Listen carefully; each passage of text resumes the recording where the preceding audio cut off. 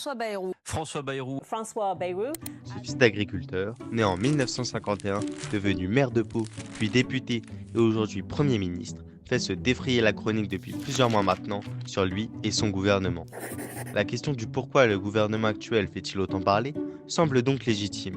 Mais pour comprendre tout cela, il faut retourner en arrière.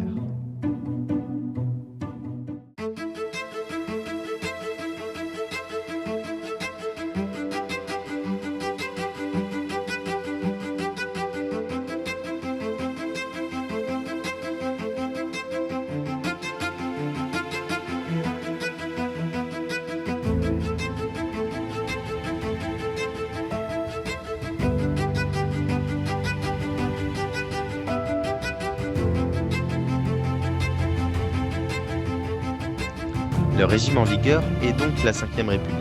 Mais sommes-nous arrivés à la limite de celle-ci, à travers un gouvernement désapprouvé par la population et un système électoral qui semble daté? C'est ce à quoi nous allons tenter de répondre.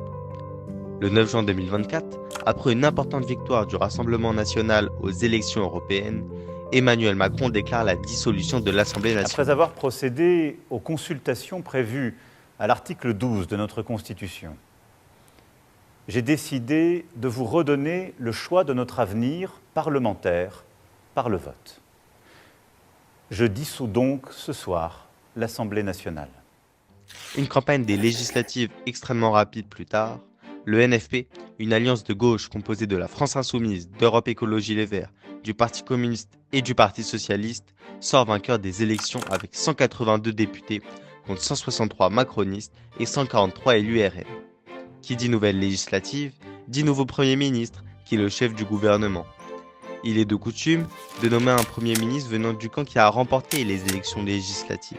Cependant, c'est Michel Barnier, un député venant du parti Les Républicains, qui est un parti de droite, qui fut nommé Premier ministre. Il sera néanmoins destitué par l'Assemblée seulement 3 mois et 8 jours après sa nomination, ce qui en fait le Premier ministre le plus éphémère de la Ve République. C'est désormais François Bayrou qui a pris la place de Premier ministre. Mais la question de la légitimité se pose toujours. Car oui, François Bayrou a une cote de popularité de seulement 25% auprès des Français.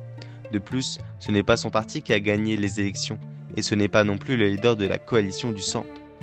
À cela s'ajoutent les témoignages de certains proches de l'Élysée qui affirment que François Bayrou aurait fait du chantage à Emmanuel Macron pour devenir Premier ministre, des accusations que réfute le principal accusé, sans compter les nombreux sujets d'actualité brûlants auxquels le Premier ministre doit faire face, comme le mécontentement vis-à-vis de la réforme des retraites, les débats de laïcité dans le sport ou encore les conflits en Ukraine et au Proche-Orient.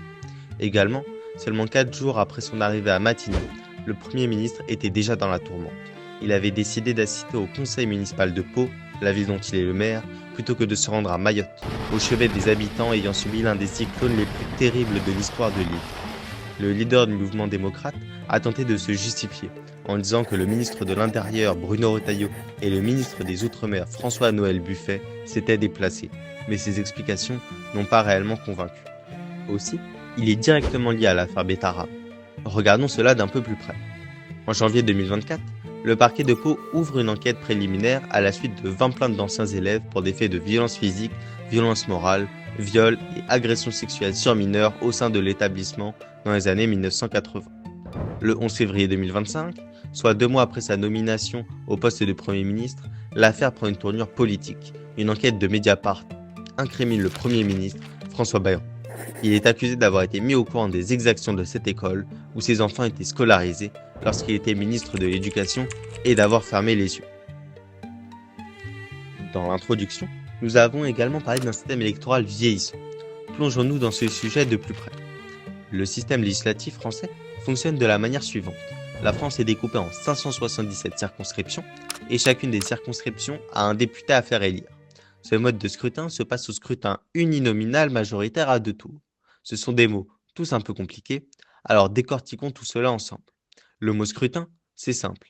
Il est là pour dire que c'est un mode d'élection. Uninominal, c'est pour dire qu'il n'y a qu'un seul candidat, comme à l'élection présidentielle. Cela s'oppose par exemple à la notion de liste, comme pour les élections européennes, mais nous reviendrons à cette question de liste un peu plus tard. Majoritaire, cela signifie qu'il faut avoir la majorité des voix pour être élu. Enfin, à 2 tours, signifie que s'il n'y a pas eu de clair gagnant au premier tour, donc personne n'a obtenu la majorité absolue, soit 50% des suffrages exprimés, il y a un second tour pour désigner le vainqueur.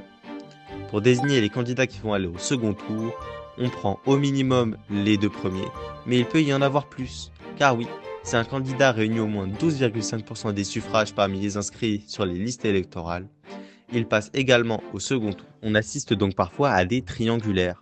Ce système a été mis en place par le général de Gaulle de manière à dégager des majorités stables à l'Assemblée et faciliter la gouvernance du président. Cependant, ce système est de plus en plus remis en cause. En effet, 2 critiques reviennent régulièrement vis-à-vis de ce dernier. La première est le manque de représentativité des petits partis à l'Assemblée nationale, car il est quasiment impossible pour eux de gagner l'équivalent de mini-élections présidentielles à l'échelle des circonscriptions. La seconde est un problème d'ordre démocratique, car il est facile pour plusieurs partis importants d'en évincer un autre des discussions politiques législatives. C'est ce qui se passe depuis plusieurs décennies pour le Rassemblement national, avec le cordon républicain mis en place par la droite, le centre et la gauche. Ainsi, le nombre de députés ne reflète pas toujours le nombre de suffrages exprimés en faveur de tel ou tel parti politique. Face à cela, certains proposent d'autres modes de scrutin, pour un système se rapprochant de celui des élections européennes dont nous avons parlé précédemment. Ici, les Français éliraient une liste d'un parti plutôt que des candidats au cas par cas.